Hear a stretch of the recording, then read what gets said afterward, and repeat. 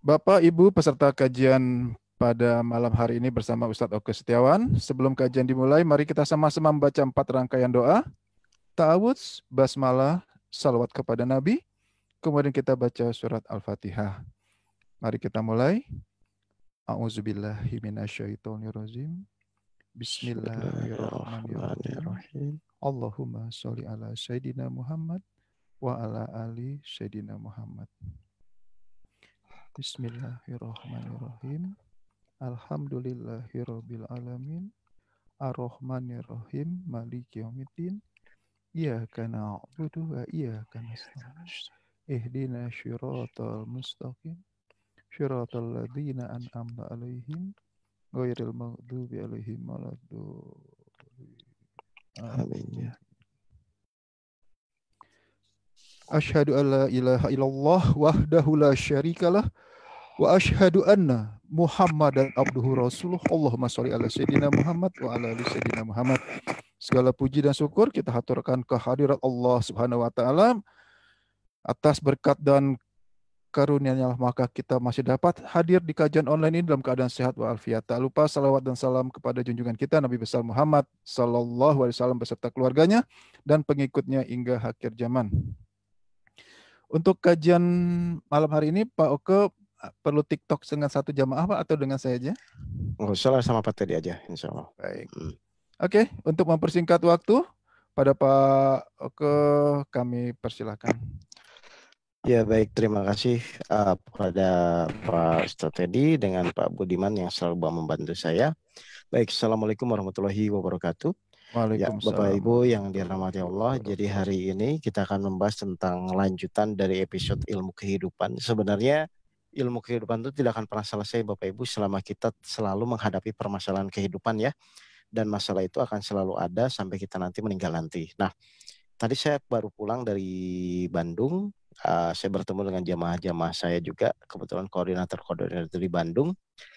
Lalu saya bercerita, diskusi dengan mereka, ternyata memang ketika kita ambil satu kesimpulan, mungkin nanti saya minta Pak Teddy untuk tanya jawab dengan saya. Mudah-mudahan ini bisa membantu Bapak Ibu pada fokus di dalam menjalani permasalahan kehidupan.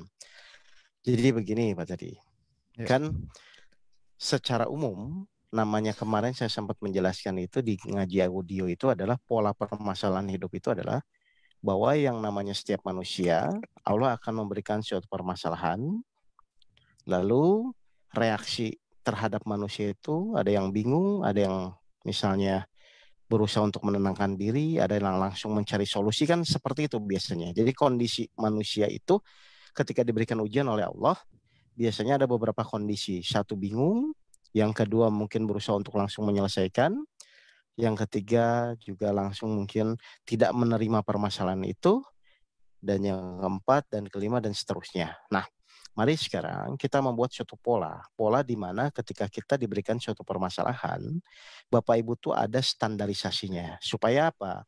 Supaya ketika Bapak Ibu nanti menjalani permasalahan itu, targetnya, oke, ini saya mau nanya dulu ke Pak Teddy. Target kita menjalani masalah hidup, Pak Teddy, target kita mendapatkan masalah hidup, targetnya apa, Pak Teddy? Menurut Pak Teddy? Targetnya tentunya kita akan bisa menjalani masalah tadi dengan tenang, hidup bahagia dunia dan akhirat. Oke, tidak ada tujuan untuk selesaikan masalah? Kalau orang secara umum pasti itu jawabnya. Oke, jadi secara umum. Jadi kita dulu bicara secara umum, nanti kita baru simpulkan, rangkumkan, lalu kita aplikasikan, kan seperti itu. Jadi yang pertama Bapak Ibu harus pahami adalah ketika Bapak Ibu mempunyai masalah, berarti yang pertama harus difikirkan adalah target yang akan saya capai dengan masalah yang didapat itu apa. Kan begitu ya Pak Teddy ya? Oke, Betul. sekarang saya buat pernyataan umum dulu. Betul tidak ketika Bapak Ibu mempunyai masalah hidup, pasti Bapak Ibu tuh ingin secepatnya. Oke, ini kata kuncinya ya. Pasti Bapak Ibu tuh ingin secepatnya keluar dari permasalahan tersebut. Betul nggak Pak tadi ini? Betul. Jadi saya bicara dulu terhadap pola umum ya, pola umum berpikir. Seperti tadi saya diskusi dengan koordinator di Bandung itu, ternyata secara umum semua manusia ketika mendapatkan permasalahan hidup, pasti dia ingin secepatnya keluar dari permasalahan hidup tersebut. Setuju Pak Teddy? Setuju. Oke, kalau sudah setuju, mari kita kupas sekarang, ya. Betul tidak bahwa manusia itu sebenarnya tidak punya kemampuan untuk menyelesaikan secepatnya permasalahan hidup. Yang dia bisa lakukan hanya sekedar berikhtiar saja. Betul nggak Pak tadi? Sangat betul. Nah, kenapa? Sudah jelas ya pelajaran-pelajaran yang lalu-lalu ya bahwa hanya Allah yang bisa menyelesaikan. Jadi sebenarnya kalau kita renungkan, saya punya masalah. Terus saya ingin secepatnya masalah itu terselesaikan. Kan ini wajar kan secara logika berpikir umum, Pak? Iya. Ya kan? Setiap orang pasti ketika misalnya curhat kepada saya pun, pasti saya punya masalah dan saya ingin secepatnya keluar dari permasalahan itu. Padahal kalau misalnya kita memahami lebih dalam, ternyata manusia itu tidak diberi kemampuan untuk menentukan kapan permasalahan itu terselesaikan atau tidak. Jelas ini Pak Teddy ini? Berarti posisi saya adalah posisi yang tidak tahu, ya kan? Posisi yang tidak mampu di dalam menyelesaikan masalah. Setuju nih? Setuju. Iya udah. Sebentar, saya salam dulu. Sebentar, saya tutup dulu. Baik. Oke, jadi silakan Pak. Supaya Bapak Ibu paham dulu ya. Jadi kondisinya adalah secara umum ketika orang diberi masalah itu pasti ingin secepatnya keluar dari permasalahan itu secara umum. Padahal kenyataannya kita sebagai manusia tidak diberi kemampuan untuk menetapkan kapan masalah itu terselesaikan atau tidak karena itu adalah hak prerogatif dari Allah. Ya kan? Berarti pertanyaannya, kalau gitu boleh nggak kita ingin secepatnya masalah itu terselesaikan? Seharusnya nggak boleh. Nah, jadi yang membuat kita stres, yang membuat kita bingung selama ini di dalam menjalin masalah, yang membuat kita tidak bahagia di dalam menjalin masalah itu apa Pak sebenarnya Pak? Keinginan kita sendiri yang ingin cepat-cepat masalah itu terselesaikan. Nah, itu yang terjadi. Jadi ternyata benang merah yang selama ini orang-orang atau jamaah itu menjadi pusing ketika menjalani masalah hidup adalah karena keinginannya untuk secepatnya menyelesaikan masalah. Wajar nggak? Wajar, memang kondisi umum seperti itu. Tapi karena Bapak Ibu saya yakin sudah paham ya ilmunya ya. Jadi artinya apa? Ternyata target kita itu adalah sebenarnya bagaimana secepatnya, sama-sama cepat ya. Oke. Ya. Bentar,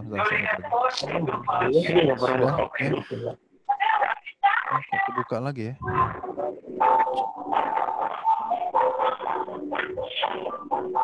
Iya, ini hanya jelek. Aduh, sebentar. Coba dimatiin dulu, Pak. Nggak bisa dimatiin ya? Bisa dimatiin deh. Kenapa nih Pak tadi? Oh, nggak tahu nih. Di remove juga nggak mau. Coba dari host Pak. Ibu Nuriana, tolong di mute Bu mic-nya. Bu Nuriana.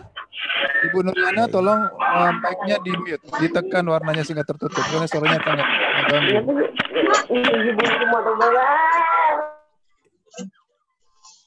Oke, lanjut Pak.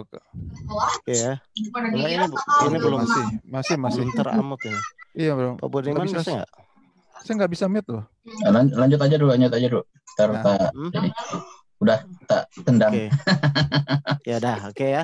Jadi gini, baik. Jadi, oke, sekarang saya kupas lagi sebentar. Jadi ternyata yang menjadi poin utama kita di dalam stres, bingung atau menjalani masalah hidup itu pertama dari awal memang kesalahan cara berpikir bahwa kita ingin secepatnya selesai dari permasalahan itu. Bukan pada fokus secepatnya bagaimana supaya Allah menolong permasalahan itu. Kan itu berbeda Pak. Sama-sama ingin cepat, tapi poin yang pertama karena di pikiran kita ingin secepatnya keluar dari masalah, itu yang membuat kita stres. Kenapa? Biasanya akhirnya jadi keinginan kita tidak terwujud kan? Karena mungkin Allah belum menentukan masalah kita selesai. Nah, di situ problem masalahnya. Akhirnya apa? Orang di dalam menjalani permasalahannya akhirnya tidak enjoy, tidak bahagia.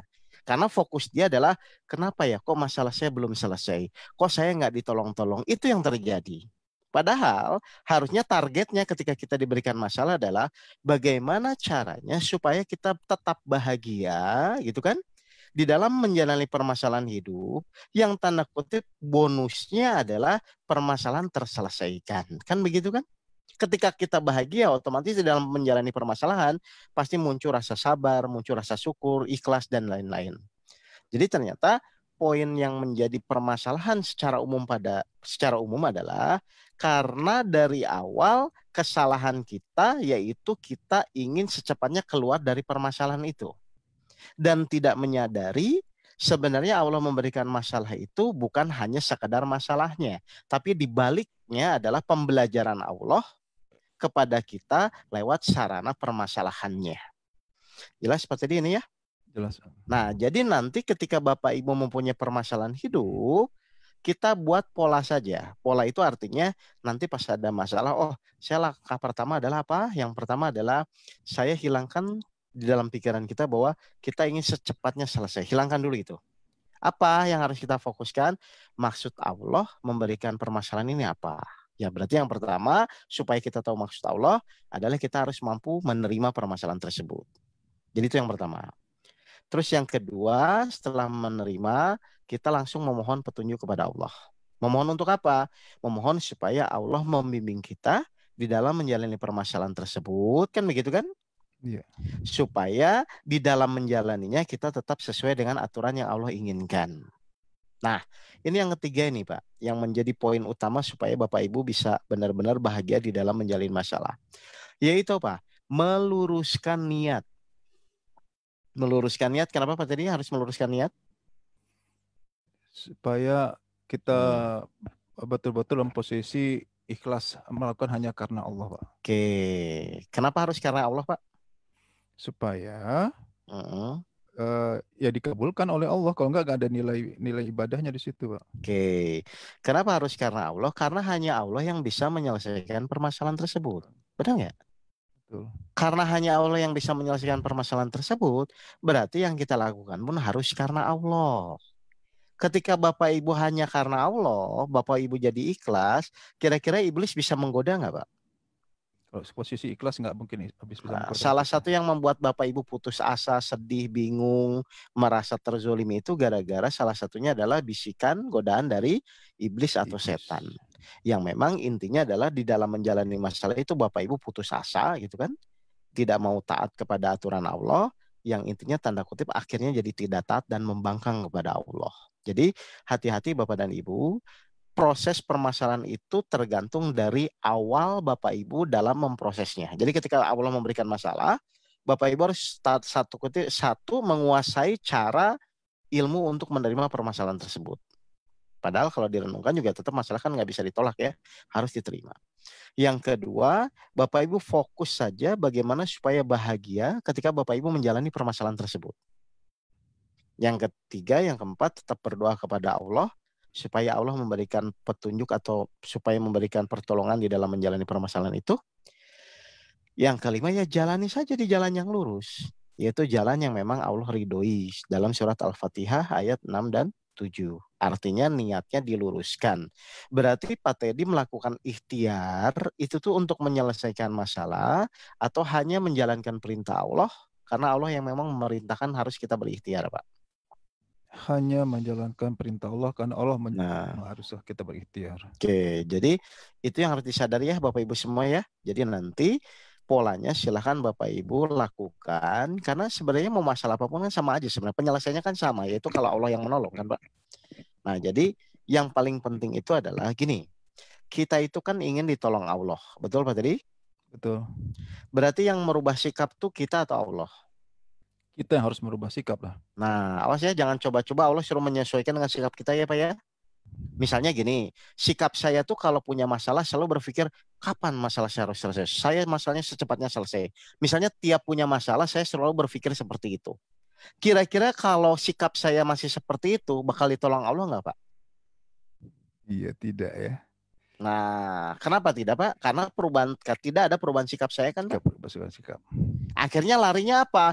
Saya kan udah sabar Ustadz, saya kan sudah sholat loh, nanti dulu. Karena ada satu sikap yang Bapak Ibu lupa ketika menjalin masalah hidup, yaitu apa? Ingin secepatnya selesai.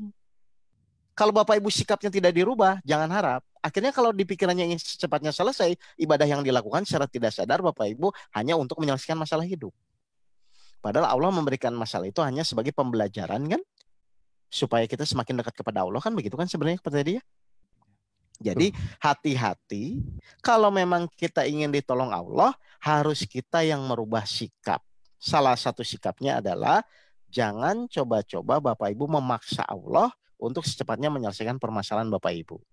Tugas kita hanya memohon, urusan Allah mau menyelesaikan saat itu atau nanti-nanti atau kapan-kapan. Itu kan terserah Allah Pak Teddy. Nah, kebanyakan orang itu adalah gayanya memohon tapi sikapnya memaksa. Banyaknya begitu kan? Kenapa masalah saya nggak selesai-selesai? Memang siapa kita memaksa-memaksa Allah? Jelas Bapak Ibu ini? Jadi kalau kita memang ingin ditolong Allah, maka yang jelas harus merubah sikap diri kita. Bukan Allah yang suruh menyesuaikan dengan sikap kita. Paham Pak tadi ini? Pak, ini ya, pas Pak. Ya. Jadi 2 hari yang lalu itu ada jamaah telepon saya, curhat kan. Pak Ustadz, saya sudah bertahun-tahun vertigo, bertahun-tahun nggak bisa tidur. Terpaksa minum obat tidur, bahkan dosisnya makin lama makin tinggi. Saya harus apa lakukan? Saya jelaskan seperti tadi Pak Oke. Oh iya, berarti saya harus mampu menerima ya. Oh iya, berarti saya sama ini salah. Oh ya, selama ini saya kurang ikhlas. Oke, saya belum ikhlas. Baru besok paginya telepon saya lagi. Pak Ustadz, kok saya masih vertigo ya? Nah, sikapnya berarti kan tidak berubah kan terhadap masalah itu kan Pak? Ya Allah, ya betul. Nah, jadi hati-hati ya, karena kita kadang-kadang tidak sadar. Jadi kita seakan-akan, oh kan saya sudah sholat, saya sudah, loh bukan masalah itunya. Kalau itu sih semua standar. Cuman ada hal yang biasanya orang tidak menyadari. Ingin secepatnya. Kalau ingin secepatnya berarti memaksa Allah dong. Nah, itu dia. Ya kan, akhirnya sabar dan sholat dia dilakukan pokoknya secepatnya supaya selesai masalah tersebut. Betul, dan Allah juga tahu. Tapi ketika sikap kita tidak berubah terhadap menyingkapi masalah itu, jangan harap Bapak Ibu akan muncul pertolongan yang secepatnya. Karena kalau saya evaluasi saya pribadi ya Pak tadi ya, tahun 2008 itu, saya tuh akhirnya waktu itu tuh sudah tidak berpikir apakah masalah saya selesai atau tidak. Tidak. Saya tuh waktu itu cuma berpikir, ya Allah, alhamdulillah saya masih diizinkan masih hidup dan diizinkan untuk bertobat kepadamu, minta maaf, pokoknya sekarang saya ingin taat kepadamu. Saya udah nggak mikir yang 2 miliar mau selesai atau tidak, keluarga saya hancur amburadul terserah, saya mau masuk penjara atau tidak. Saya sudah tidak berpikir seperti itu. Jadi yang tadinya di pikiran saya ingin secepatnya masalah selesai, akhirnya saya berubah sikap saya. Pokoknya saya ingin menjalani masalah ini hanya sekadar mentaati perintah Allah dan supaya Allah menghapuskan dosa-dosa saya. Itu udah aja. Akhirnya saya nggak berpikir seperti itu. Nah, dengan berpikir seperti itu, Allah kan tahu kita juga ingin selesai, kan tahu harusnya. Nah, jadi sebenarnya ternyata satu hal yang sering kita lupakan tuh, ternyata sikap ingin cepat selesai ini yang tidak berubah-ubah dari sikap kita. Silakan aja Bapak Ibu bertanya kepada Bapak Ibu. Pasti Bapak Ibu kan selalu bertanya, kenapa ya kok masalah saya tidak selesai-selesai? Kan itu kan. Ketika ditanya saya sudah sabar, sudah sholat, ya sudah selesai gitu loh. Seperti kemarin waktu kita bicara itu loh Pak tadi. 2 tambah 3 itu pasti 5, nggak mungkin salah. Kan begitu kan Pak? Betul. Nah berarti kalau iman sabar sholat benar, pasti ditolong Allah dong, nggak mungkin salah kan? Nah berarti kalau misalnya Bapak Ibu memang tidak merasa ditolong juga, pasti mungkin ada satu sikap yang tanda kutip Allah nilai Bapak Ibu sebenarnya tidak menerima. Gitu. Dan memang iblis bermainnya di situ juga. Iblis supaya intinya yang penting Bapak Ibu tidak menyadari bahwa ada salah satu sikap yang belum Bapak Ibu rubah gitu. Biasanya selama masih kita fokus di permasalahan, fokus di penyakitnya, berarti itu nggak akan selesai-selesai ya Pak Oke ya. Lah kan karena memang Allah kan memberikan, sebenarnya tujuan Allah memberikan masalah kan pembelajaran. Pembelajaran sarananya lewat masalah. Berarti kan masalah yang kita hadapi itu hanya sarana kan? Bukan tujuan utama Allah memberikan masalah supaya kita menyelesaikan, kan bukan sebenarnya. Tujuan Allah itu memberikan masalah itu supaya kita belajar dengan permasalahan tersebut. Nah, tadi ya ada hal yang menarik Pak Teddy. Jadi waktu saya tadi ngobrol dengan jamaah di Bandung itu gini, saya bilang gini aja lah Mas, saya bilang, Pak, Bu, kebetulan ada Bapak dan Ibu-ibu, saya bilang, udahlah, mungkin misalnya Bapak Ibu bulan ini punya masalah, saya bilang. Coba deh Bapak Ibu sikapnya tidak menerima. Kita lihat efeknya. Misalnya bulan ini saya punya masalah, silahkan tidak terima, silahkan marah, silahkan emosi. Kita lihat efeknya. Apakah masalah itu akan membuat Ibu bahagia, malah atau misalnya semakin lama semakin terpuruk, menderita, atau malah nggak selesai-selesai. Nah misalnya Yang kedua misalnya bulan depan Bapak Ibu punya masalah lagi. Tapi sikapnya yang kedua, tolong sekarang diterima, berterima kasih, terus mohon petunjuk kepada Allah. Nanti kita lihat mana tanda kutip sikap yang paling enak di dalam menjalin masalah itu. Kalau nanti misalnya bulan yang pertama Bapak tadi misalnya selalu menolak, ngeyel dan lain-lain, silahkan lakukan. Tapi kita lihat juga nanti. Misalnya bulan depan ada punya masalah, Pak Teddy misalnya dengan menerima, dengan tetap menjalani sabar sholat, kita lihat yang paling bahagia ketika menjalani itu yang mana. Nah, biasanya pilihannya kan yang kedua tuh akhirnya tuh. Ya sudah, saya bilang kalau yang kedua ternyata lebih enak dalam menjalani masalah, kenapa nggak dipakai gitu loh. Kenapa Bapak Ibu nggak menggunakan itu untuk menyelesaikan masalah berikutnya? Masa berulang-ulang Bapak Ibu misalnya dengan tidak menerima, Bapak Ibu marah, kesel, tahun depan atau bulan depan dapat masalah lagi, sikapnya begitu terus. Ya harusnya dievaluasikan, Mbak. Ketika ada satu metode gagal, berarti kan harusnya kita coba metode yang lain kan? Padahal metode ini cuma dua, menerima sama tidak menerima. Kan gitu doang sebenarnya. Kalau tidak menerima silahkan dievaluasi Bapak Ibu selama ini misalnya nggak menerima masalah nih, sikapnya bagaimana? Hidupnya bagaimana, bahagia atau tidak. Tapi kalau misalnya dengan tidak menerima ini selesai, ya silahkan lakukan gitu loh Pak. Atau yang kedua nanti, oh coba saya lakukan dengan menerima. Bagaimana rasanya kalau menerima itu, saya itu bahagia nggak? Oh ternyata misalnya lebih enak, lebih enjoy ya. Kenapa nggak dilakukan itu? Karena pilihan tuh, manusia tuh cuma dikasih dua pilihan kok. Mau menerima atau tidak dalam menjalani permasalahan itu. Dan biasanya resikonya ditanggung masing-masing. Dan harusnya ada evaluasi gitu loh. Evaluasinya apa? Oh kemarin tuh saya ternyata setelah karena menolak masalah, karena tidak mau menerima, oh hasilnya begini nih misalnya. Oh bulan depan saya coba kalau punya masalah saya akan menerima, benar-benar ikhlas, tetap menjalani, nah nanti kita lihat hasilnya bagaimana. Nah kalau misalnya dari perjalanan 2 bulan itu misalnya kita sudah bisa paham, ya bulan ketiga ambil pilihan dong Pak. Masa begitu-begitu terus gitu loh Pak. Jelas nggak Pak tadi ini? Artinya kita belajar dari kasus per kasus permasalahan yang Allah berikan kepada kita. Jadi jangan terombang-ambing terus bertahun-tahun terombang-ambing terus gitu loh. Kan pusing Pak sebenarnya. Jadi kalau misalnya di sekolah tuh secepatnya belajarlah dari kesalahan misalnya. Masa kita bertahun-tahun tidak belajar dari kesalahan ya, punya masalah egois ya. Bagaimana kita bisa meningkat gitu loh. Jelas ini Bapak Ibu semua jamaah ya? Gini Pak Ke. Jadi gimana? Rata-rata mereka bilang jamaah, saya udah nerima kok Pak Ustadz gitu ya. Tapi nah bahasa tapinya ini kan masih sering timbul gitu loh. Itu Iya gimana makanya kejar. Pasti pemikirannya karena tanda kutip fokus dia masih terhadap fokus penyelesaian ya. masalah kan. Masih fokus Kan ke kalau masalah. ada tapi iya, jadi dia bukan konsentrasi adalah bagaimana ketika saya menghadapi masalah itu saya tetap bahagia gitu loh Pak tadi. Karena harusnya dengan 7 IPH kan bisa orang tuh menjalani masalah meskipun masalah ada tetap bahagia kan. Dan itu jamaah kita di Bandung juga udah banyak buktikan kok, dipanggil polisi ya santai aja dia gitu kan. Bisa ketawa-ketawa meskipun bukan ketawa tidak bertanggung jawab ya. Ya terus mau bagaimana lagi gitu loh. Jadi orang tuh masih fokusnya di pikirannya tuh seakan-akan kalau masalah saya cepat selesai, saya bahagia. Kan begitu poinnya. Padahal tadi saya bilang, kalau pola berpikir Bapak Ibu tidak dirubah, maksudnya tidak dirubah tuh bahwa saya harusnya fokus menjalani proses ini dengan bahagia, bukan ingin secepatnya selesai gitu kan. Ya tidak ada perubahan sikap akhirnya. Akhirnya Bapak Ibu jadi stres sendiri karena keinginannya tidak terwujud. Ya sudah, akhirnya jadi balik kucing terus kan, ngaji, besok lagi pertanyaannya begitu lagi, kan begitu kan? Iya, betul. Iya kan? Minggu depan lagi pertanyaannya begitu lagi. Karena memang di pikirannya tidak berubah, perubahan sikapnya tidak ada. Harusnya yang menjadi poin itu bagaimana ya saya bisa menjalani dengan tenang, bahagia dan apa secepatnya tahu pembelajaran dari Allah itu apa terhadap masalah yang diberikan kepada saya. Kan begitu harusnya Pak. Soalnya kalau nggak begitu nggak akan dewasa-dewasa cara berpikirnya gitu loh Pak. Dan ternyata memang kasusnya semua jamaah-jamaah itu begitu. Jadi ketika punya masalah tuh, aduh kok nggak selesai-selesai. Nah kalau udah ada kata-kata gitu kan susah Pak. Susah untuk berpikir jernih karena tetap yang dilihat masalahnya, bukan pembelajarannya gitu. Dan Tuh, ingin kalau misalnya cepat kayak selesai kemarin, ya, ingin instan cepat selesai kan gitu biasanya. betul, tapi tidak mengambil pelajaran kan. Misalnya contoh nih kayak kemarin tuh ilmunya gini Pak. Misalnya saya punya tujuan ingin supaya anak saya itu misalnya jadi ahli ngaji lah ya, ahli tahfidz. Misalnya saya ingin anak saya ahli tahfidz. Berarti tujuan saya tuh seperti itu. Nah, pertanyaan saya ke Pak Teddy, berarti apa yang harus saya lakukan, Pak?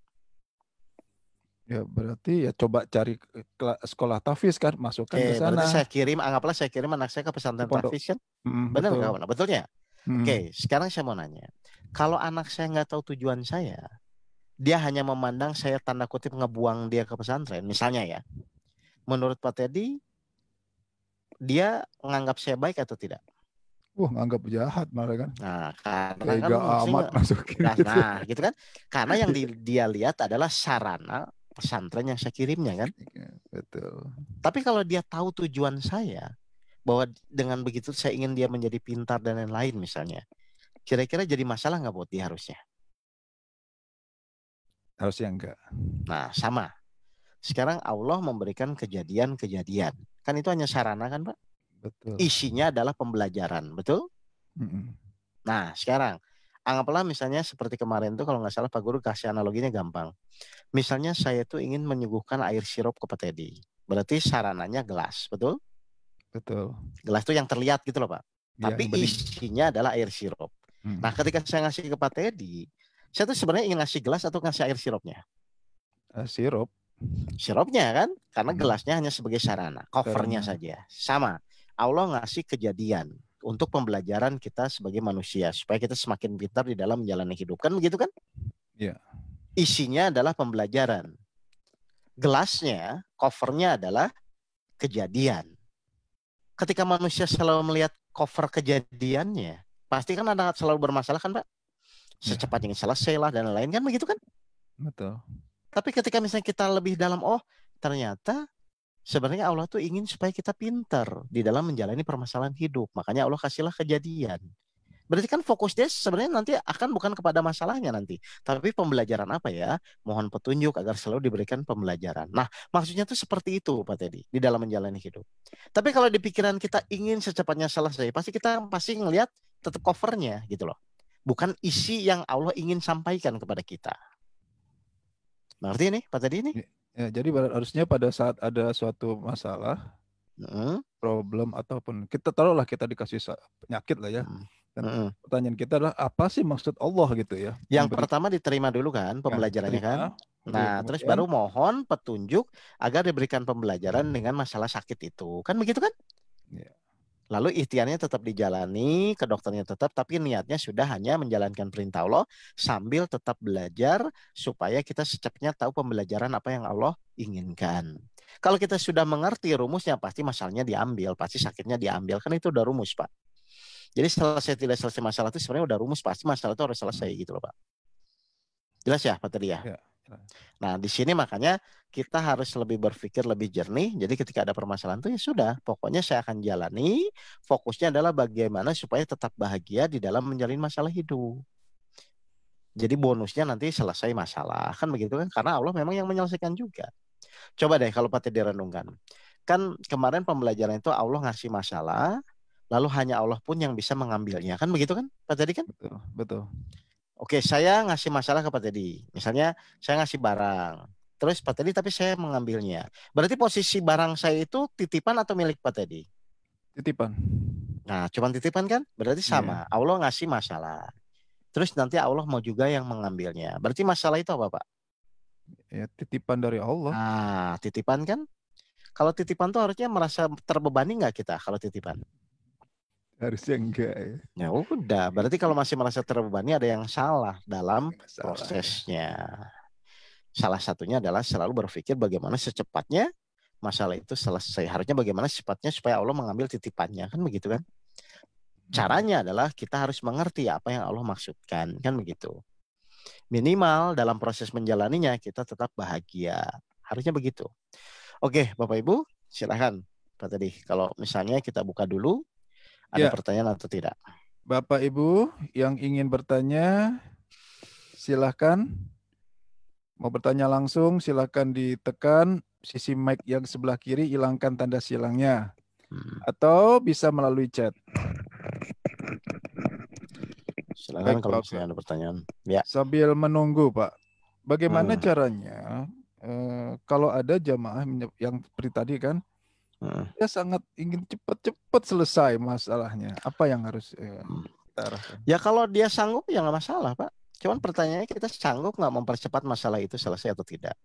Allah Jelas nggak melarang bisa. kok di surat 16 ayat 1 kan.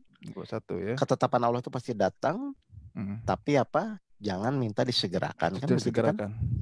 Karena memang yang jadi poin itu bukan masalah selesainya, adalah pembelajarannya, kan gitu kan? Karena rumusnya kalau kita sudah mengerti pembelajarannya, pasti Allah mengambil masalah tersebut.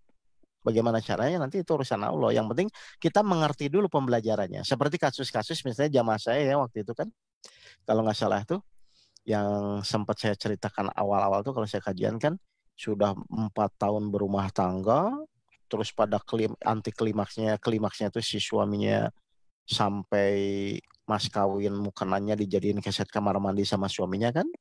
Dia sudah tidak mau nerima, dia udah stres frustasi, terus kita ajarkan ilmu sabar waktu itu kan. Terus Betul. dia langsung praktek, hanya dalam semalam berbalik subuhnya si suaminya langsung cium kaki istrinya kan. Kan artinya tuh Allah menginginkan mungkin si ibu itu untuk menjadi sabar kan begitu kan. Nah, ketika keinginan Allah tercapai, dengan mudahnya Allah membolak-balikan hati si suaminya.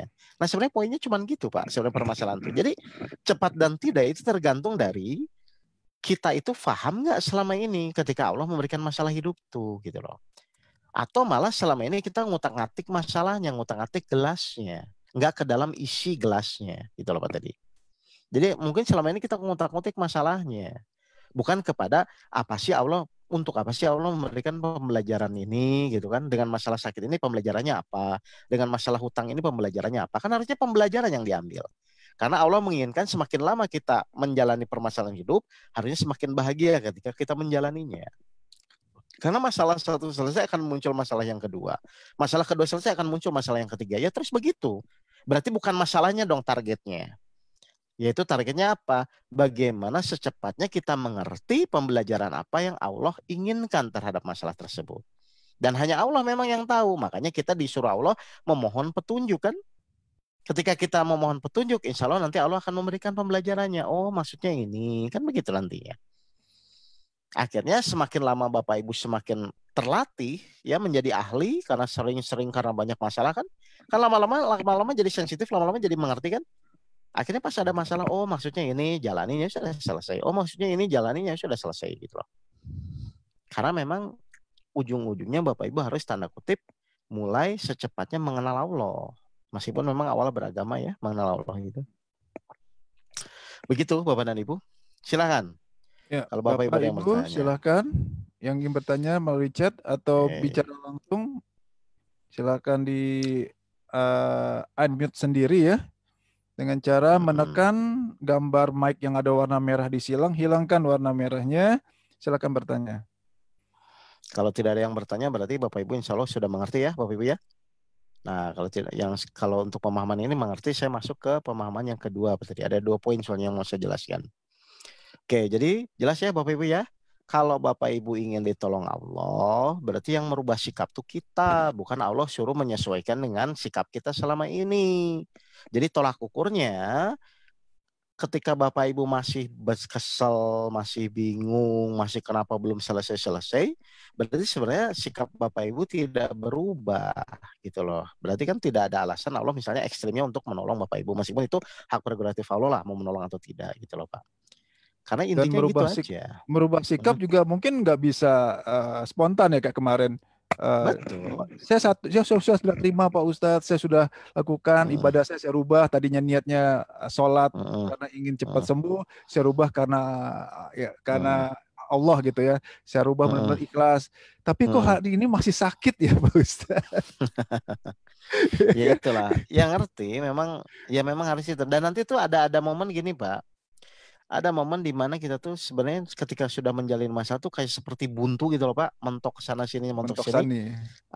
Akhirnya cuma satu kata kuncinya, ya udah kita berdoa supaya Allah memberikan jalan keluar, dan itu mujarab itu. Mungkin nanti suatu saat Bapak Ibu akan dipentokkan seperti, aduh saya udah nggak bisa lagi ngapa-ngapain nih. Nah itu biasanya begitu. Seperti kasus saya kan begitu waktu itu kan, saya mau ngapain lagi. Tapi masih mau tunggu mentok dulu ya. Nah makanya. Pertanyaan saya Pak, pertanyaan saya ke Pak tadi, mungkin nggak masalah itu mentok Pak? Mungkin nggak masalah, harusnya nggak. Kenapa enggak? Benar, kenapa enggak? Karena kan Allah ingin masalah itu selesai, Pak. Sebenarnya. Nah, cerdas Pak Teddy. Karena memang Allah ingin masalah selesai, jadi nggak mungkin mentok. Yang mentok Yang tuh mungkin akal kita saja. kitanya yang bikin mentok ya. Lah iya kan? Kenapa? Coba kita tuh sering mentok kenapa? Karena kita mikir, pakai logika kita mikir kan, nggak mungkin Nah, sembuh, nggak mungkin lunas kan gitu. betul. Nah gitu. Coba silakan Pak Teddy, ada pertanyaan tuh. Nah ini, oke pertanyaan. Misalnya kita di PHK, kita sedih, kita tetap harus usaha cari kerja kan ya, nggak diam saja ya Pak. Oh kalau diam saja bertolak belakang dengan perintah Allah, Bu. Jadi Allah itu kan tetap memerintahkan kita untuk berikhtiar, Bu. Ya. Pertanyaan kedua, rezeki itu dari PHK atau dari Allah sih, Pak? Dari Allah pastilah. Ya berarti tinggal ganti saluran doang kan, Pak? Yeah. Kenapa pusing? Misalnya kita dipecat, tinggal ganti saluran aja, Bapak Ibu. Yang penting buat wadahnya supaya Allah nanti ngasih salurannya ke wadah yang lain kan, gitu kan? Betul. Jadi nggak usah terlalu pusing dengan masalah, misalnya saya PHK ya Bapak Ibu ya. Pokoknya Bapak Ibu keluar aja sebenarnya udah pasti ada rezekinya dengan niat karena Allah tuh pasti. Intinya tuh Allah cuma nyari saluran rezeki aja. Seperti ada adik ipar saya kemarin tuh waktu di Bandung kan, dia pusing tuh dengan usahanya nggak meningkat-ningkat kan. Saya bilang salah kalau kamu berpikir gitu. Allah tuh cuma ngasih saluran rezekinya, kamu lewat mana, wadahnya kamu siapkan. Tapi tetap harus ada ikhtiar. Jadi mau dari dagang, mau dari kerja, mau jadi PNS, mau apapun terserah. Yang penting Allah kita siapkan wadahnya, karena Allah tuh pasti sudah jamin rezeki kita, gitu loh. Nah kalau misalnya kita nggak berikhtiar, wadahnya di mana dong?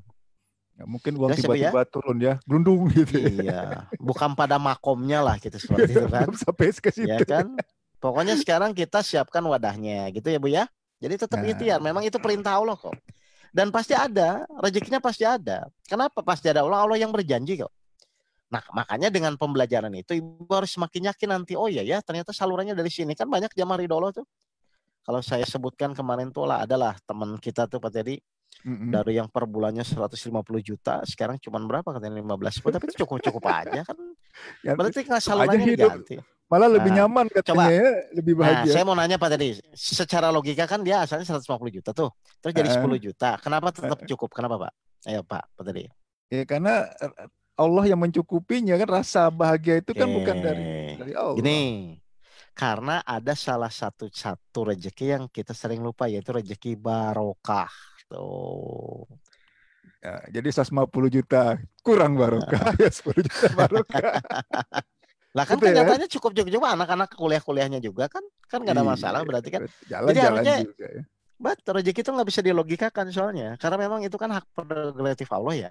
Pokoknya Ibu buka wadah pasti ada jalan gitu loh. Kayak saya waktu dulu 2008 kan hancur semua tuh, aset nggak ada, tapi saya harus bayar 3 bulan utang 2 miliar kan. Logika dari mana saya bisa kebayar gitu loh. Tapi apa yang pokoknya saya buka wadah, saya tetap ikhtiar. Akhirnya karena tanda kutip mungkinnya Allah mengabulkan doa, iman sabar sholat saya waktu itu perbaiki, selesai saja gitu loh. Jadi sebenarnya untuk berpikir pusing itu harusnya nggak ada Pak. Kalau kita benar-benar menjalani apa yang diperintahkan Allah itu sebenarnya nggak ada gitu loh. Bapak Ibu aja senang pusing-pusing sendiri. Oke. Baik Pak. Silakan. Oke, dari Bu Susan. Pak Ustadz, kalau kita dihadapi oleh permasalahan orang lain, itu pembelajaran apa yang bisa kita ambil? Kalau apa? Bu Susan, coba di-unmute Bu, coba biar lebih jelas pertanyaannya. Tanpa video nggak apa-apa Bu, silakan Bu Susan. Ya nggak usah pakai video aja. Pertanyaan biar lebih jelas. Gimana? Saya bantu unmute. Soalnya agak rancu nih. Nah, udah Bu Susan, silakan. Kebuka lagi. Iya nggak apa-apa. Gimana? Ya Bu Susan sudah dibuka mic-nya. Silakan. Diperjelas pertanyaannya Ibu. Apa kalau Bu Susan? Enggak ini kali Pak. Enggak ini ya. Coba saya bacakan saja pertanyaannya. Ini agak unik nih. Pak Ustadz, kalau kita dihadapi oleh permasalahan orang lain, itu pembelajaran apa yang bisa diambil? Oh, yang kita lihat di permasalahan orang lain. Oke, pokoknya gini lah. Bukan permasalahan kita gitu loh. Jadi gini, Bu Susan melihat orang lain bermasalah. Gitu gini. Bu Susan misalnya melihat saya itu Terus bermasalah. Bu Susan bermasalah juga. Masalahnya Terus jadi Bu nggak Susan masalah. bermasalah juga Ngapain gitu. Nggak usah ngurusin masalah orang lain ya gitu. Masalah Ya kita udahlah, aja nanti kalau Bu Susan pusing langsung, sendiri. saya takut salah jawab itu karena agak bingung. Nanti Bu Susan Ya langsung makanya tanya aja ya. kita skip dulu. Nanti oke, kita lanjut Oh, dengan suaranya nggak bisa keluar. Maaf, Ya suara udah saya nggak nanti bisa lah. keluar. Oke, Oh, coba. ditekan Bu, join mic-nya belum itu. Mungkin laptopnya Call audition. Call Oh, audionya iya. belum ditekan. Sudah. Oke. Kita lanjut dulu ya Pak ya dengan pertanyaan yang lain. Ya. Coba. Ustadz, apakah saya sebagai ibu kelihatannya jahat melihat anak meminta-minta tolong karena dia diusir istri karena tidak memberi bulanan, dan apakah sikap saya benar dan sudah menerima? Jahat apanya ya? Ini lagi pertanyaan ini. Bentar. Ustadz, apakah saya sebagai ibu kelihatan jahat melihat anak meminta tolong karena dia diusir? Oke, berarti kondisi pertama, anaknya diusir oleh istri karena tidak memberi bulanan. Diusir nih dari rumahnya. Kemudian anak itu minta tolong. Jelas ke siapa? Minta tolong ya. Dan apakah sikap saya sudah benar dan sudah menerima? Ibunya berarti melihat, ini mungkin istrinya nggak jahat nih, betul nggak ini? Apakah saya sebagai ibu kelihatan jahat melihat anak meminta tolong? Agak rancu juga pertanyaannya ya. Ya kalau ibu bisa minta tolong ya bantu aja Bu. Kalau memang bisa ditolong gitu. Kalau enggak ya berarti ibu tinggal mendoakan kan sambil ngasih nasihat. Ibu user kalau memang ingin, ibu atau bapak jika ingin, saya sebagai ibu. Oke Ibu, coba di unmute Bu biar lebih jelas pertanyaannya. Ini pertanyaannya unik-unik ya. Agak-agak aneh nih. Emang coba beda deh. Pak. Makin ini pertanyaannya Pak Oke yang ngasih kajian, jadi pertanyaannya pun harus. Silakan. Oke. Tadi saya lihat ada yang angkat tangan ya, yang raise hand ya. Coba siapa tadi itu? Siapa tadi yang raise hand? Nggak ada, hilang. Oke, sekarang pertanyaannya gini aja lah. Pokoknya prinsipnya gini ya Bapak Ibu ya. Selagi memang Bapak Ibu punya kemampuan untuk menolong ya tolong saja. Tapi tetap meluruskannya hanya karena Allah gitu aja. Karena kalau ditanya sebab akibat pun kan kita nggak tahu ya Pak ya. Kayak tadi misalnya masalah dan lain-lain lah. Oke, coba ada lagi nggak pertanyaan yang lebih clear biar bisa saya jawab deh. Yang maksudnya tuh jelas gitu loh Pak. Belum ada Pak. Orangnya bisa oke. Kalau misalnya tidak ada, saya lanjut sebentar ya. Mungkin sampai jam 9. Nah gini Pak tadi. Kan di ayat surat 15 itu ya. Oke, silakan. Oh ya udah, coba Bu Susan. Ya. Bu Susan silakan di-unmute sendiri Bu. Bentar, Ibu Susan. Coba saya bantu unmute ya. Bu Susan, oke. Oh Ibu unmute sendiri Bu. Ada 2 nih Bu. Assalamualaikum Pak Ustadz. Waalaikumsalam Bu. Ya gimana Bu? Silakan Bu. Kedengaran suaranya Pak Ustadz? Oh jelas. Gimana Bu? Gini Pak Ustadz, terima kasih kesempatan. Bismillahirrahmanirrahim. Permasalahan saya itu mendapati masalah, menghadapi masalah orang lain gitu Pak Ustadz.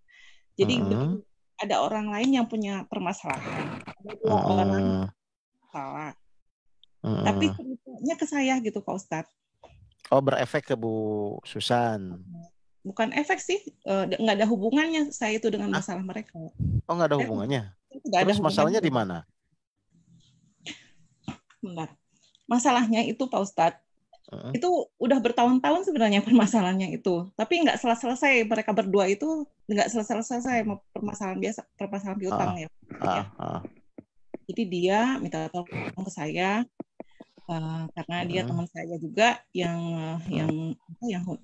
itu hutang itu teman saya, yang nagih juga teman saya, dia minta tolong saya. Jadi minta nomor HP lewat saya, terus dia curhat semuanya ke saya gitu kan. Saya kira udahlah, saya nggak usah mikirin mereka, kan mereka itu bukan urusan saya gitu kan.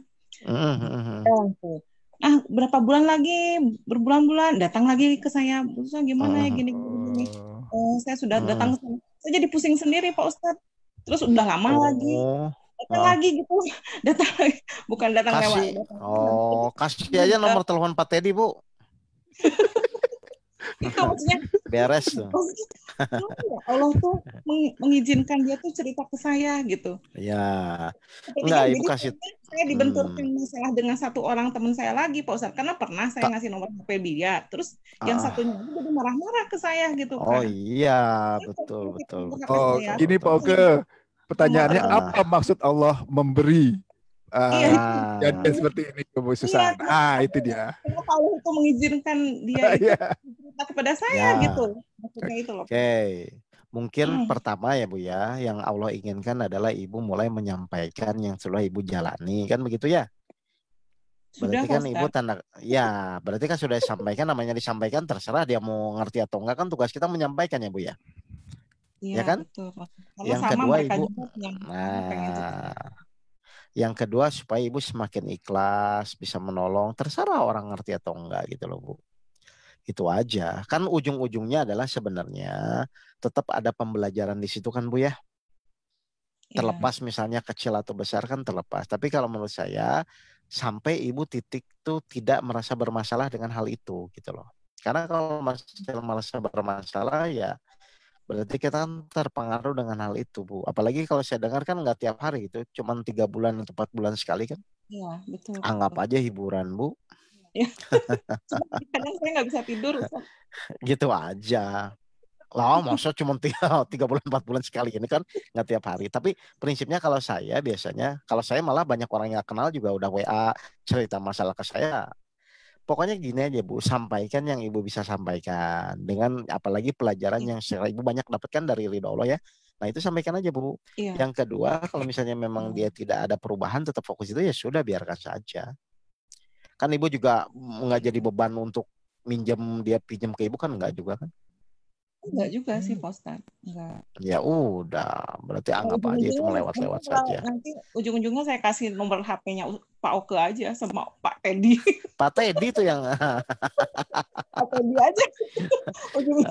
Spesialis yang ngeyel. Gitu aja. Oke, silakan. Oke, jelas ya pesannya. Jadi latih aja lah, pelatihan. Oke, silakan Mbak Teddy. Ada lagi? Baik Bapak Ibu, terutama tadi Ibu User ya, pertanyaannya belum terjawab. Sekiranya ingin bertanya langsung, silakan bicara Bu. Silakan bicara, di unmute mic-nya. Tadi saya juga sudah chat secara pribadi ke Bu User untuk unmute. Atau ada lagi tuh Pak pertanyaan, coba Pak? Coba saya lihat lagi chatnya. Oke, dari Dani, dari Pak Dani. Assalamualaikum warahmatullahi wabarakatuh, Ustadz. Afwan mau bertanya, saya dari Surabaya.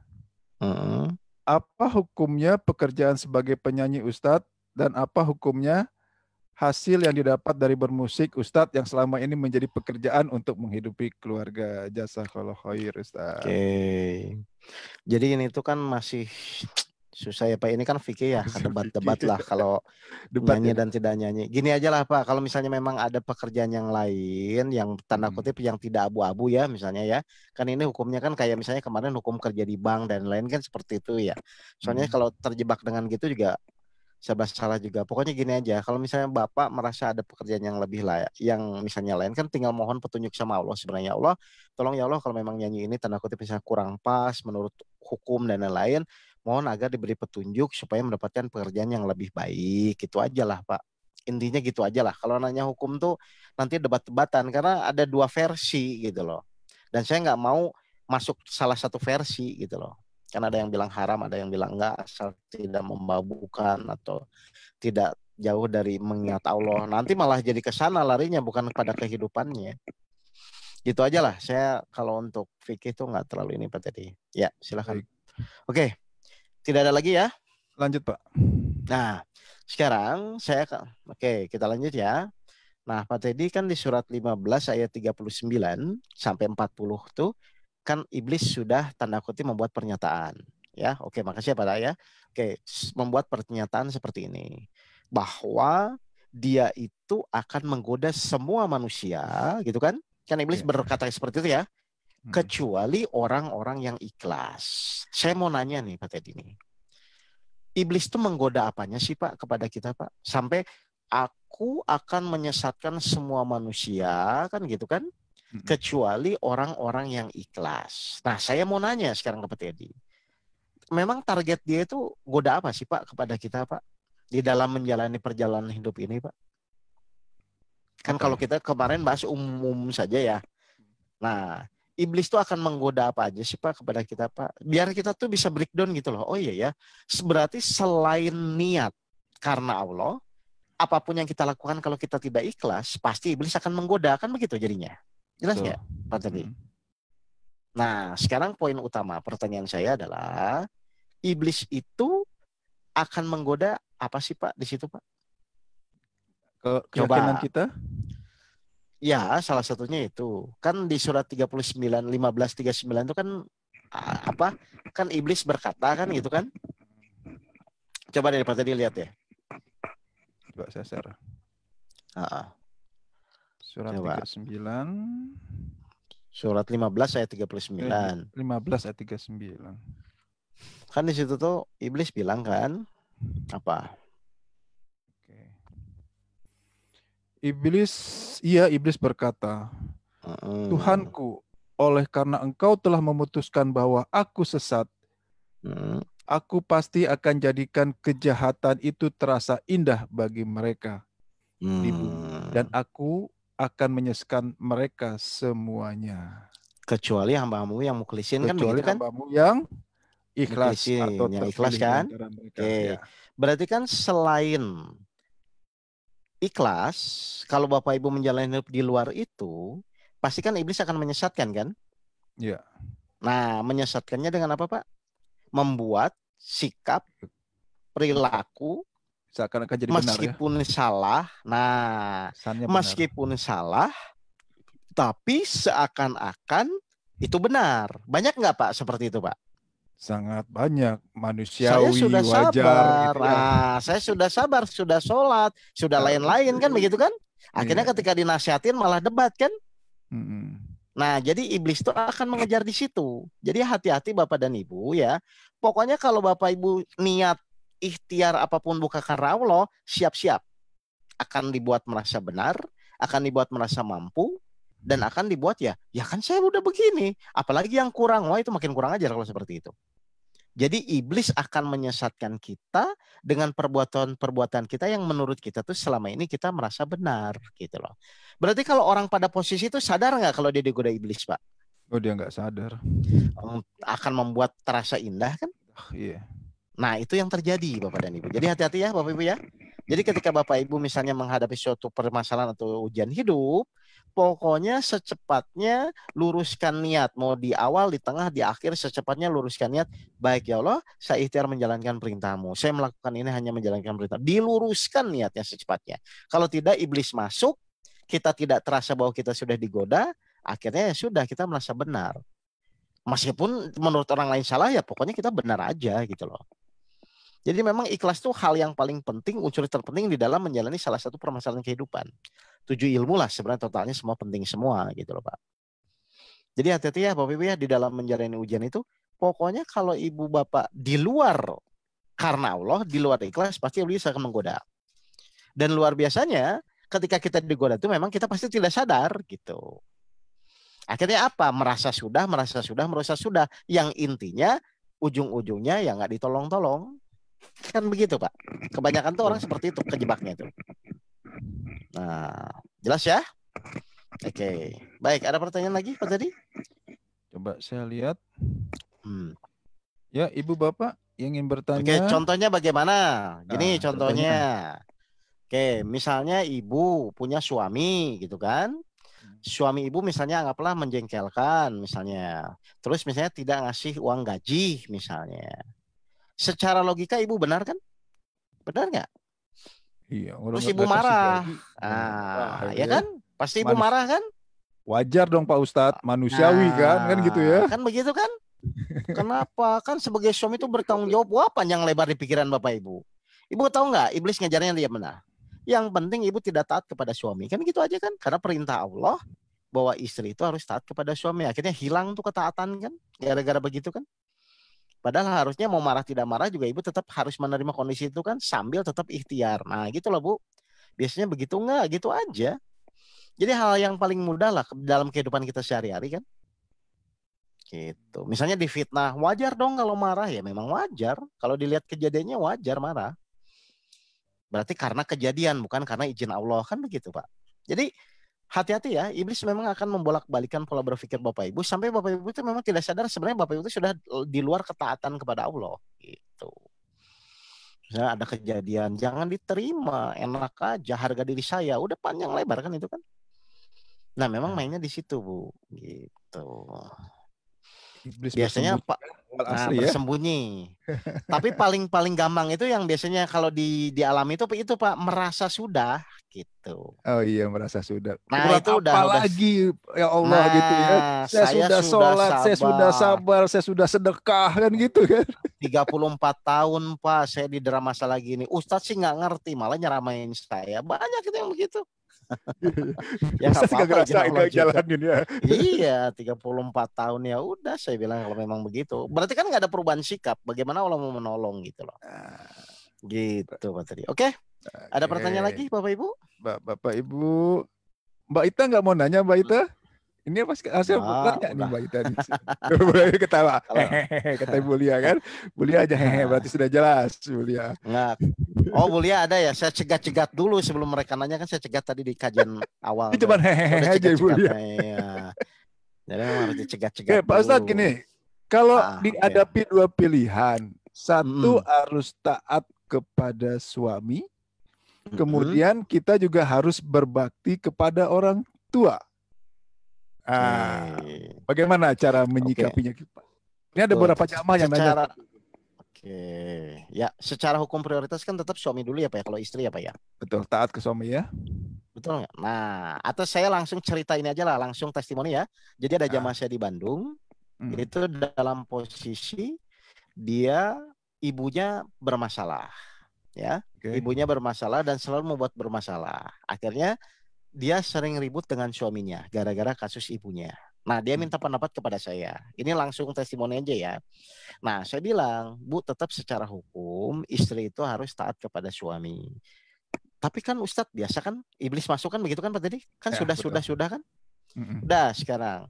Lah ibu sudah berapa tahun kondisi udah lama masih pakai tapikan. Saya bilang sekarang ibu coba dulu, saya bilang coba ibu seminggu ini coba bahwa ya Allah saya akan taat kepada suami saya meskipun misalnya saya sebenarnya ingin misalnya membantu ibunya kan begitu kan. Ini kan terganjal gara-gara ya memang sikap ibunya yang salah lah saya dari cerita itu kan.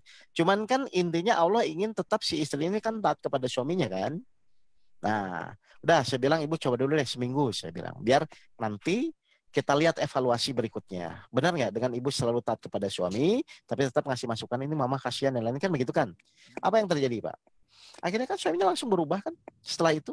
Malah ya udah kasihan mama kamu gini. Akhirnya berubah semua gitu loh Pak. Nah, hubungan antara si anak dan ibunya pun akhirnya jadi berubah. Pokoknya gini aja. Ikuti perintah Allah. Karena perintah Allah tuh nggak mungkin salah. Ikuti aja dulu. Yang salah tuh ego kita. Itu aja yang nggak mau gitu loh Pak. Pokoknya kalau kita mau ikuti perintah Allah, insya Allah tidak akan salah kok. Insya Allah enak nanti ujung-ujungnya. Allah yang ngatur segalanya kok. Kan karena ada ego aja kan. Tapi kan Ustadz gini loh, udah aturannya istri itu ke suami dulu gitu. Insya Allah nanti Allah akan rubah hati suami ibu supaya tanda kutip sama-sama mendukung kondisi ibunya. Ya alhamdulillah sekarang malah ibunya juga hubungannya jadi baik sama si anaknya itu lagi gitu loh Pak. Dan kasus-kasus itu sering, makanya kita harus tahu dulu skala prioritas ini yang mana gitu. Oh, silakan. Siapa tadi? Bu Lia, tumben nggak mau bicara langsung?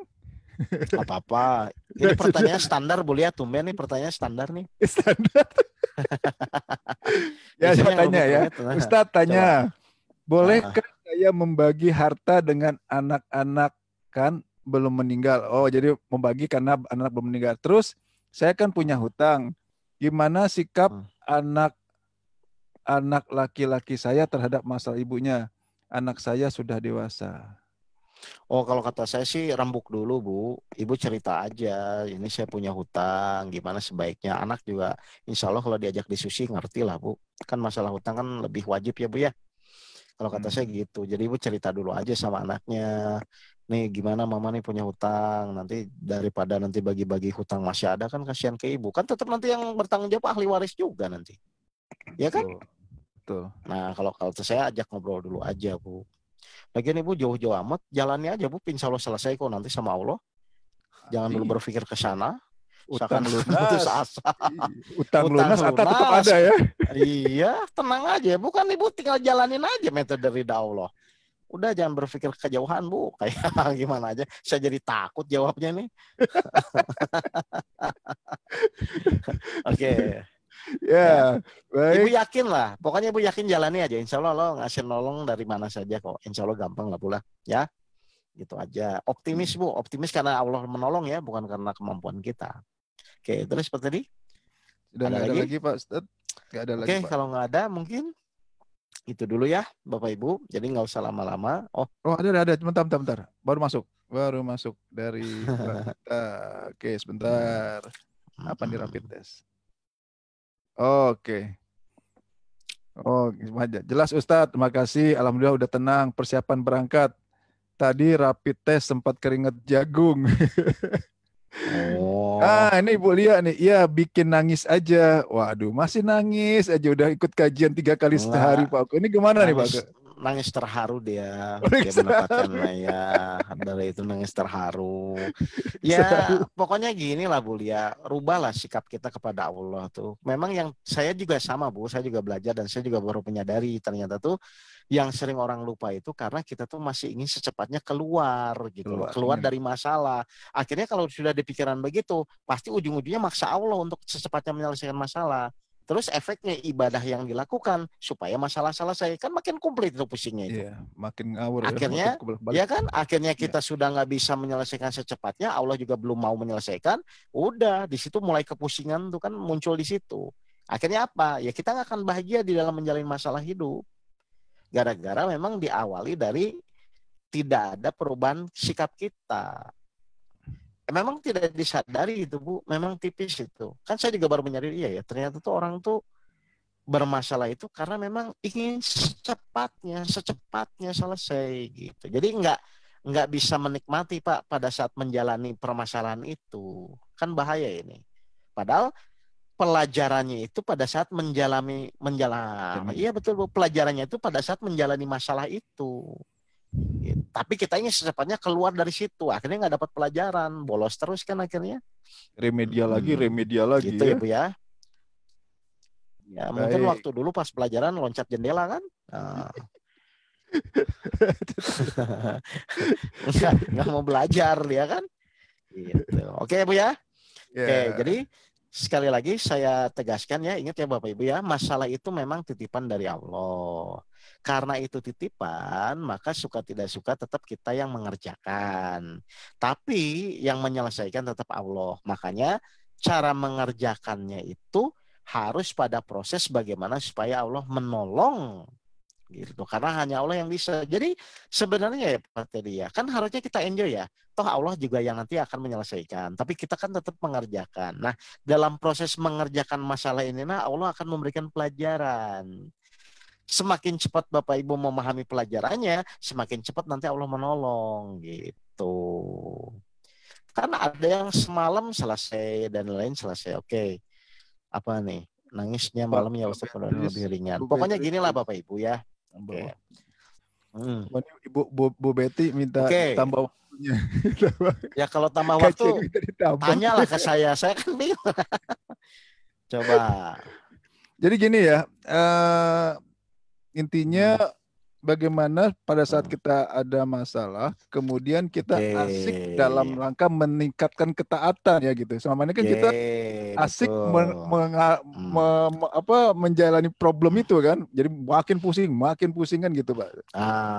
Sebenarnya di sini ada nih, saya lihat nih muncul orang-orang yang sudah menjalani dari kepusingan itu akhirnya tanda kutip dia terangkat. Coba kita, nggak usah pakai video ya, coba Bu Neti cerita deh. dengan kondisi yang pusingnya montang-manting terus akhirnya jadi bahagia. Coba ada Bu Neti itu dari Bogor tuh. 15:39 sampai 40, Bu. Surat 15 ayat 39 40. Silakan Bu Neti. Ini kan ada orang nih bertanya nih jamaah, dikiranya saya teori doang, Bu. Ada orang bertanya, bagaimana Ustadz dalam menjalani masalah meskipun belum selesai tapi bisa bahagia itu gimana Bu Neti caranya? Coba biar Bu Neti bisa sharing lah, berbagi pahala dengan saya. Ya, Oh Bu Neti, iya, nanti tenang satu-satu. saya tidak Coba. dipanggil Pak Ustaz. Oh, tenang Bu Betty, tenang, sabar. Satu-satu. Semangatnya luar biasa ibu-ibu kita ini ya. Ya, ini soalnya saya udah ini jamaah-jamaah yang menurut saya memang dalam proses menjalaninya luar biasa gitu loh. Dari kepusingan Ibu bisa Neti, bahagia. coba saya unmute. Bu, di unmute Bu. Memungkinkan nggak bicara? Nggak usah pakai video. Halo. Ya, silakan Bu. Sedikit Halo. aja. Oke, Iya. ya, halo. Halo, iya. Nah, Sudah kedengaran? Jelas. Oke, saya bimbing dulu ya Bu ya, biar terarah ya. Gini Bu, Iya. sebelum Ibu mengenal ridho Allah tuh bagaimana Ibu menjalin masalah? Itu aja dulu. Sebelumnya pasti galau terus ya. Jadi sehingga Yang membuat Ibu galau itu apa sebenarnya? karena ingin selesai, ingin segera selesai. Nah, coba Ibu perhatikan ya, benar kan? Berarti kan, jadi yang membuat kita galau itu pasti Ibu merasa kenapa tidak selesai-selesai atau ingin cepat selesai. Betul ya Bu Neti ya? Betul. Jadi Semakin cepat selesai, semakin tenang, semakin galau. Semakin galau karena ya Allah kok makin lama sekali ya lama sekali. Jadi saya dari hari gitu. Jadi berapa hutangnya Bu? target Hutangnya berapa? 2 miliar. Oh, 2 miliar tuh Pak tadi. Oke. Sekarang udah selesai belum? Belum. Wah, belum. Tapi bisa ketawa-ketawa ya? Bisa, karena sekarang sudah semakin pasrah, semakin apa ya sudah jalanin. Oke, berarti sekarang pertanyaannya setelah masuk ridho Allah, saya mau nanya ya ke Bu Neti ya. Hal apa yang Bu Neti lakukan akhirnya menjadi enjoy di dalam menjalani masalah? Setelah masuk ridho Allah itu apa sih Bu? Kata kunci aja, kata kuncinya. Kok Ibu bisa tiba-tiba jadi berubah gitu loh, 180 derajat gitu. Kata kuncinya ya sekarang pasrah, fokus sama ibadah. Oh, jadi tidak berpikir lagi kapan masalah selesai gitu. Betul. Jadi saya mencoba menjalankan 7 IPH misalnya dengan memperbaiki sholat saya, terus mencoba menerapkan sabar. Saya yakin aja itu bahwa sabar dan sholat jadikan penolongnya. Sudah itu saja. Jadi tenang. Jadi orang-orang yang baik gitu kan kepada saya. Yang ngomong-ngomong kasar lagi kasar gimana tuh? Kan kalau dulu cerita begitu terus. Iya. Enggak ada itu sekarang. Mereka semuanya menjadi baik semua, dalam arti bukan berarti bahwa itu menjadi longgar ya, tapi setidaknya bisa bisa kooperatif lah gitu, mengerti mau mengerti. Otomatis Bu ya? Otomatis, jadi itu semuanya bisa. Berarti jadi kita seperti tapi kan tapi kannya hilang. Oh, tapinya hilang ya. Oh, berarti kuncinya di tapinya. Hilang. Kalau ingin bahagia berarti nggak boleh ada tapi ya Bu Neti ya? Nggak boleh, terabas aja terus gitu kan. Ibaratnya masalah utang, masalah minggir. Aku pokoknya bersama Allah gitu. Terus kalau nggak salah juga saya dengar katanya ada hadiah dari Allah, ujian lagi yang di luar dugaannya Bu ya. Terakhir kemarin tuh. Iya, betul. Jadi semakin hari itu kalau secara logika dipikir-pikir loh kok semakin berat gitu ya. Tapi lama-lama apa mungkin terlatih atau gimana ya, saya udah tidak ada waktu lagi untuk mengeluh gitu kan. Jadi ketika dijalanin kok makin berat kalau secara logika ya begitu. Tapi kok karena sudah jadi ya sudah, ya Allah terima kasih pasti Engkau punya maksud baik gitu aja terus semuanya. Sip lah kalau gitu. Nah, berarti saya nggak ngecap ya. Berarti benar kan, ada kan bisa ya seperti itu ya. Iya, saya sempat bergerilya Nah begitu. Kemana-mana. Ya sama lah Bu, proses kan semuanya Bu ya. Oke, makasih ya Bu Neti ya. Terima kasih. Oke Bu Pak Teddy. Ya sama-sama, makasih. Selanjutnya Ibu Beatrice. Silakan Bu. Ini Nah, ini Jamastian spesialnya ya. Ya silakan. Bu Betty silakan. Ditekan Bu. Oke, Nah, Bu ada. Beatrice. Bu. Saya bimbing ya. Coba Bu Beatrice, pertama kali ketemu saya bagaimana itu pikirannya tuh. Wah, mantep itu Beatrice tuh. Assalamualaikum. Nah, Bu Beatrice. Mana Bu, Bu ditekan Beatrice? mic-nya Bu. Ada kali Pak. Bisa tadi udah mau ngomong kok. Ini saya buat contoh kasus. Berarti kalau udah dibuat contoh kasus tuh udahlah, Bapak Ibu jalani aja. Nah, Malah ada. Bu Neti tuh yang luar biasa tuh. Nah, oke, Silakan Bu. Silakan. Jadi kalau untuk masalah ekonomi sama ya Bapak Ibu ya, nggak usah takut ya. Siapkan aja wadahnya lah. Pasti ada jalan kok. Bu Neti juga kemarin cerita tuh, wadahnya disiapkan ya di luar logika semua apa tadi. Begitu. Kesannya nggak mungkin tiba-tiba ada ya. Ya Bu Pasti Betty. kan. Silakan Bu. Janji Allah. Udah di unmute itu, silakan bicara. Silakan Bu Betri. Oh, hilang lagi. Beatrice. Ya udah, sinyalnya jelek kali Pak.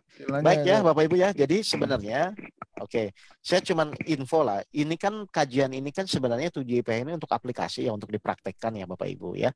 Jadi ya tinggal sekarang Bapak Ibu udahlah, tinggal jalani saja. Toh dijalani tidak dijalani juga sebenarnya Bapak Ibu tidak ada pilihan kan untuk menjalani terus kan.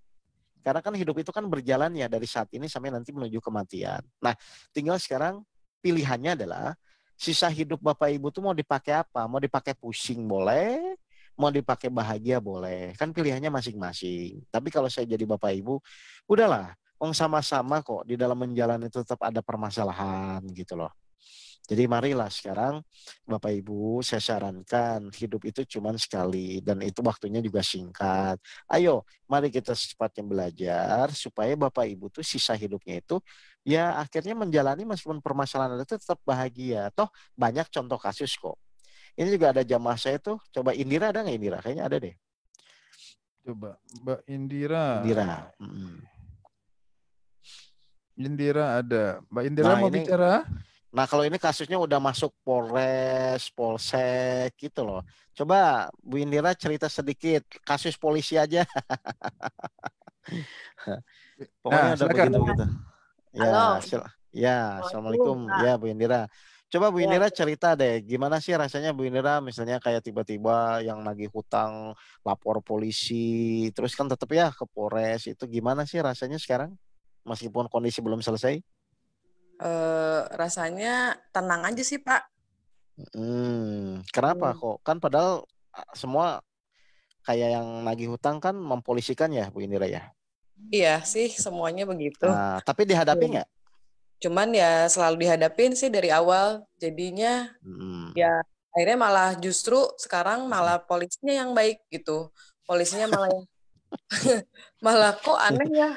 Bu Indira menghadapi semuanya tapi kenapa tetap masih dilaporin gitu, kok jadi kebalik ya? Awalnya sih marah-marah gitu tapi jalanin saya mau nanya nih, keyakinan Indira kok berani menghadapi, dipanggil datang gitu kan, orang yang mau punya hutang pengen ketemu diketemuin, keyakinannya apa tuh kok bisa menjalani itu, misalnya pokoknya harus ketemu kamu, terus Indira hadapi kan, dipanggil polisi, pokoknya datang panggilan hadapi. Nah, kenapa kok punya keyakinan untuk tetap menghadapi itu, kenapa? Apa alasannya? Alasannya ya harus ya Pak, maksudnya nggak dijalanin pun kan udah pernah saya lakukan gitu, nggak dihadapi hasilnya emang beda setelah udah nerima, terus ya dijalanin dia maksudnya tetap ketemu gitu ya akhirnya beda tuh walaupun belum selesai ya gitu. Oke, jadi kalau Bu Indira malah mengambil sampling ya dulu, tidak dihadapi malah misalnya anggaplah lebih pusing, tapi ketika dihadapi malah lebih tenang ya Bu Indira ya, dengan keyakinan bahwa Allah akan menolongkan itu ya. Nah udah simpel kan, jadi Bapak Ibu tinggal Bapak Ibu praktek aja, apa misalnya kayak Bu Indira harus dipanggil Polres dulu kan nggak begitu. Dan selama ini TikToknya sering dengan saya tentang permasalahan-permasalahannya gitu loh. Jadi ayolah Bapak Ibu ya, suka tidak suka yang namanya semua permasalahan kehidupan itu harus dihadapi. Nah, tapi karena kita sudah punya rumus ya, Pak Teddy, ya, rumus mutlak ya. Rumus mutlak itu bahwa hanya Allah yang bisa menyelesaikan, maka kita kembalikan tetap kepada Allah sambil tetap kita berikhtiar semaksimal mungkin supaya Allah melihat kesungguhan kita, ya. Jadi yang kita curi itu perhatian Allahnya, bukan saya sudah sholat, sudah begini, bukan. Kita tetap sungguh-sungguh mengerjakan persoalan itu sampai tanda kutip Allah melihat kita pantas untuk ditolong. Gitu aja lah sebenarnya. Jadi sikap yang pertama ya tetap harus menerima itu. Balik lagi ke sana sih sebenarnya. Ya, menerima awalnya ya. Oke, Pak Teddy? Baik. Ya, memang disitulah pelatihannya. Kunci awalnya menerima. Baik, ada pertanyaan lagi Bapak Ibu dengan contoh-contoh yang tadi saya sudah jelas ya contoh kasusnya ya. Jadi tinggal Bapak Ibu menurut saya sih ya udah Bapak Ibu tinggal mempraktekkan ilmu yang memang Bapak Ibu selama ini sudah pahami. Setiap hari ridho Allah kajian sampai kayak obat kan sehari 3 kali itu kajian itu kan. Iya kan Senin Selasa sampai balik lagi nanti Minggu balik lagi kan besok Minggu pagi itu Pak Guru jam 10 lah kalau penambahan di Pak Guru lah. Tapi prinsipnya sekarang Bapak Ibu sudah saatnya lah. Ilmu saya yakin Bapak Ibu sudah banyak, tinggal praktek. Udah. Praktek terhadap masalah yang dihadapi sehari-hari gitu. Baik Pak Teddy, mungkin itu Pak Teddy dari saya. Baik, Bapak Ibu, masih saya kasih kesempatan. Masih ada waktu, sekiranya ada yang ingin bertanya atau ingin disampaikan. Silakan bicara langsung, tekan unmute-nya, bicara. Nah, Oke. Kayaknya sudah cukup ya. Oke, kalau tidak ada, mari kita tutup ya Pak Oke kajian pada malam. Terima kasih Pak Teddy. Ya. Baik, Bapak Ibu, sebagai penutup kajian pada malam hari ini, mari sama-sama kita membaca surat Al-Fatihah. Pada saat Al-Fatihah yang ketiga, kami beri kesempatan, kita mari sama-sama berdoa sesuai dengan saran dari Pak Guru, mintalah untuk bahagia dunia dan di akhirat. Mari kita mulai. A'udzubillahiminasyaitonirrajim. Bismillahirrahmanirrahim. At-tahiyatul mubarakatus salawatut thayyibatulillah. Assalamualaikum ayuhan nabi wa rahmatullahi wa barakatuh. Assalamu alayna wa ala ibadillah is-solihin. Asyhadu an la ilaha illallah wa asyhadu anna Muhammadar Rasulullah. Allahumma sholli ala Sayyidina Muhammad wa ala ali Sayyidina Muhammad. Ya Allah, yang Maha Pengasih lagi Maha Penyayang, kami mengucapkan surat Al-Fatihah. Mohon ya Allah, fadilahnya disampaikan kepada junjungan kami Nabi besar Muhammad sallallahu alaihi wasallam beserta keluarganya. Al-Fatihah. A'udzubillahiminasyaitonirrajim. Bismillahirrahmanirrahim. Alhamdulillahirabbil alamin. Ar-Rahmanirrahim. Maliki yaumiddin. Iyyaka na'budu wa iyyaka nasta'in. Ihdinas siratal ladzina an'amta 'alaihim ghairil maghdubi 'alaihim waladdallin.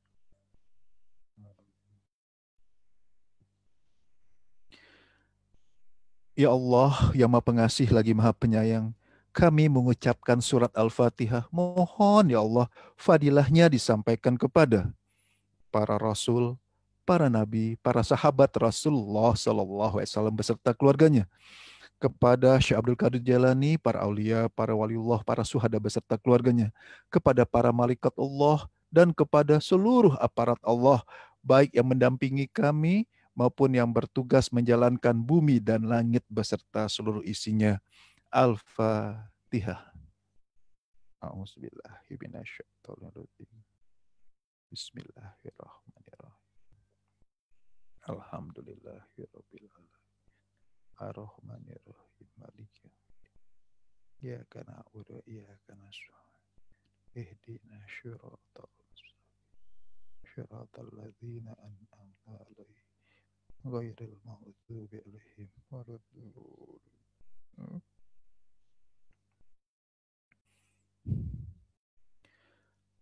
Ya Allah, yang Maha Pengasih lagi Maha Penyayang, kami mengucapkan surat Al-Fatihah. Mohon ya Allah, fadilahnya disampaikan kepada guru kami Bapak Antono Basuki bin Prawira Hartono beserta keluarganya dan guru-guru kami yang lainnya.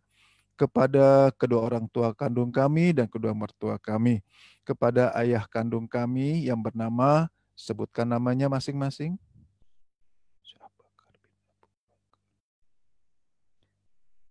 Ibu kandung kami yang bernama, sebutkan namanya.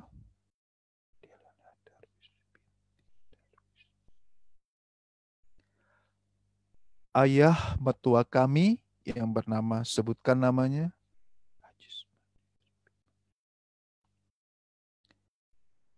Ibu mertua kami yang bernama, sebutkan namanya. Kepada ahli kubur keluarga kami, ahli kubur keluarga besar pengajian ridha Allah, kepada seluruh keluarga besar pengajian ridha Allah, baik yang masih hidup maupun yang sudah meninggal dunia. Wabil khusus kepada seluruh anggota keluarga kami, yaitu anak-anak kami yang bernama, sebutkan namanya masing-masing.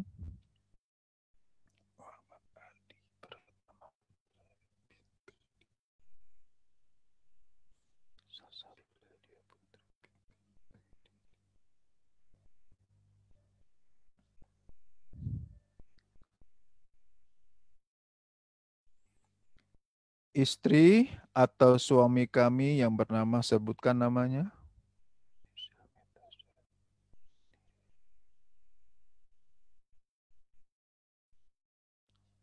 Dan kami yang hadir di pengajian ini. Al-Fatihah.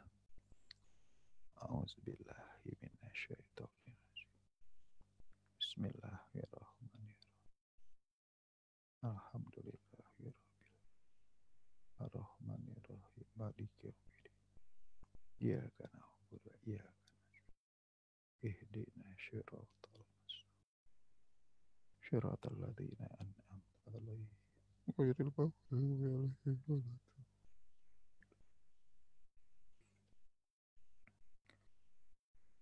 Bapak, Ibu, silahkan dilanjutkan dengan doanya masing-masing.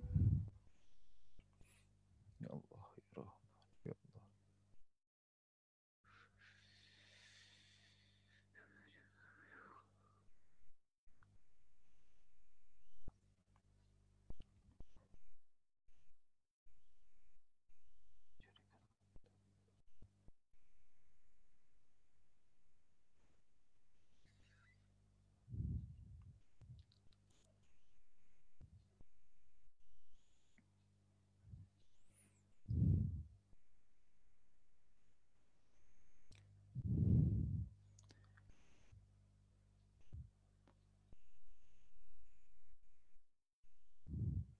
Amin, amin ya robbal alamin. Bapak, Ibu, peserta kajian pada malam hari ini, atas nama penyelenggara, host, co-host, dan juga pendakwah Ustadz Oke Setiawan, kami mohon dibukakan pintu maaf yang sebesar-besarnya sekiranya pada saat acara kajian pada malam ini ada terjadi yang kurang berkenan atau yang salah dalam ucapan kami. Sekali lagi kami mohon dibukakan pintu maaf yang sebesar-besarnya. Baik, Bapak Ibu, sebagai penutup, mari sama-sama kita membaca hamdalah. Alhamdulillahirabbil alamin. Assalamualaikum warahmatullahi wabarakatuh. Silakan Pak Bud, roomnya ditutup.